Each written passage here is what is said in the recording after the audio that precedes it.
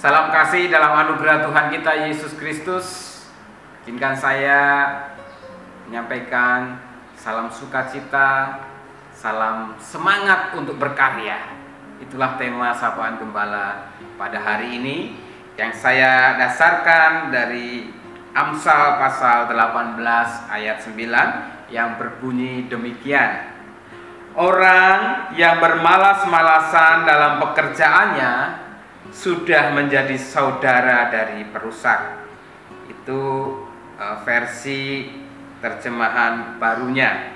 Versi mudah dibacanya mengatakan demikian. Orang yang tidak hati-hati bekerja sama bahayanya dengan orang yang suka merusak. Nah, Bapak Ibu dan Saudara yang dikasihi oleh Tuhan, kita semua sudah melewati 1 tahun hidup bersama pandemi virus corona.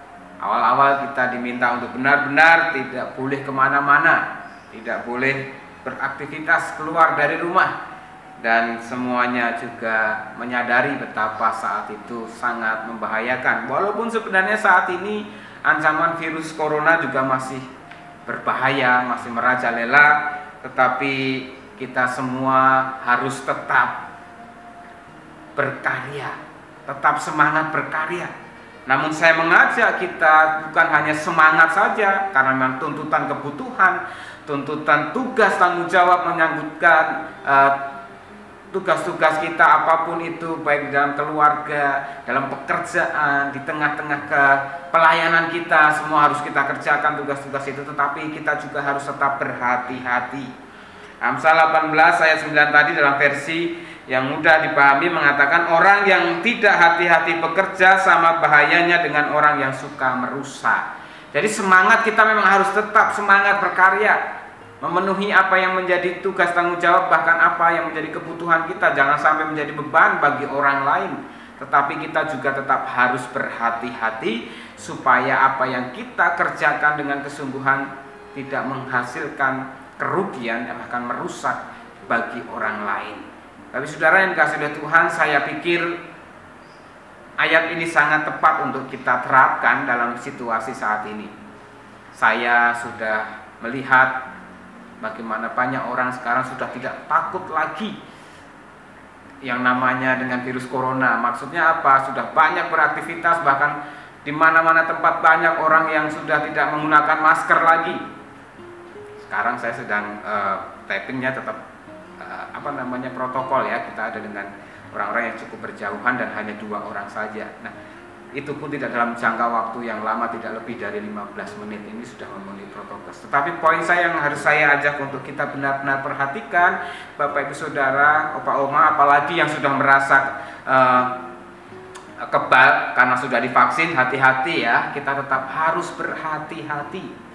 Meskipun semangat berkarya, tetapi kita juga tetap harus waspada. Kenapa? Karena pandemi belum berakhir. Virus corona masih di mana-mana. Selain kehati-hatian mengikuti protokol, kita juga harus menjaga stamina kita supaya tidak mudah terpapar. Nah, terkasih dalam Tuhan Yesus Kristus, oleh sebab itu saya mengajak kita untuk benar-benar menyadari bahwa kita memang bukan hanya harus bersemangat berkarya, tetapi kita juga harus berhati-hati, waspada supaya kita tidak menjadi penyebab orang lain mengalami kerugian ataupun kita sendiri juga mengalami kesakitan karena sesuatu yang tidak hati-hati. Nah, Bapak Ibu kasih dalam Tuhan Yesus Kristus, oleh sebab itu saya mengajak kita untuk tetap terus menjalani kehidupan kita sesuai dengan tugas masing-masing, dengan tetap terus menjaga protokol kesehatan dan tetap terus menghasilkan sesuatu yang berguna dan berdampak positif baik bagi dunia di sekitar kita. Kiranya Tuhan terus menolong kita. Mari saat ini kita bersehati membawa syafaat kita. Mari kita berdoa.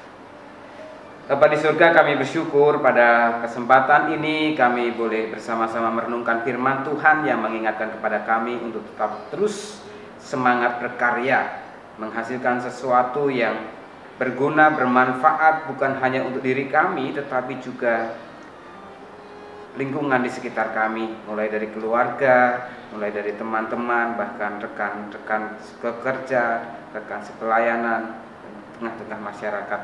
Ialah apapun yang kami kerjakan yang terkadang seolah sia-sia ataupun belum ada hasilnya, kami tetap diberikan sukacita dan semangat kesungguhan untuk mengerjakan segala sesuatu yang bisa kami kerjakan, karena kami percaya Tuhan Engkau tahu dan Engkau akan memberkati, sehingga apapun yang kami kerjakan nantinya boleh mendatangkan kebaikan, mendatangkan berkat bagi kemuliaan nama Tuhan dan sesama kami. Kami saat ini mau bersehati Tuhan, berdoa untuk saudara-saudara kami yang dalam kelemahan tubuh, untuk Ibu Sylvia Intan, untuk Bapak Untung Raharjo, Ibu Lin Vincian, Ibu Triposa, Ibu Liana Secahusada, Ibu Diana Wati Handoyo, Ibu Nani Pangestu, Ibu Heni Cahya, Ibu Lani Setiawan, Ibu Sumihar, Bapak Sutanto Harto, Ibu Titin Niati, Bapak Mahargono, Ibu Nani Mahargono, Ibu Maria Bambang, Bapak Willy Suryadi, Bapak Raja Manalu, dan juga Ibu Janet, terutama mereka yang dalam kesehariannya dalam keterbatasan ataupun lanjut usia, memiliki banyak sekali keterbatasan dan kendala untuk beraktivitas. Tuhan Kau berikan kesabaran, keteguhan hati bahwa Tuhan terus hadir melawat mereka, Tuhan memelihara hidup mereka, terutama lewat orang-orang yang ada di sekitarnya, baik keluarga, pasangan, anak, mantu, cucu, para perawat, suster, semuanya Tuhan berkati, agar saudara-saudara kami ini tetap terjaga, terpelihara, baik secara iman tetapi juga secara jasmaninya. Kami saat ini juga teringat untuk keluarga Bapak Arif Sasongko yang minggu lalu Tuhan telah panggil pulang. Ayahanda terkasih, Tuhan terus memberkati agar mereka tetap beroleh keteguhan hati, iman yang kokoh. Atas kepulangan ayahandanya, keluarga ini tetap beroleh kekuatan penghiburan daripada Tuhan dan boleh terus melanjutkan karya kehidupannya.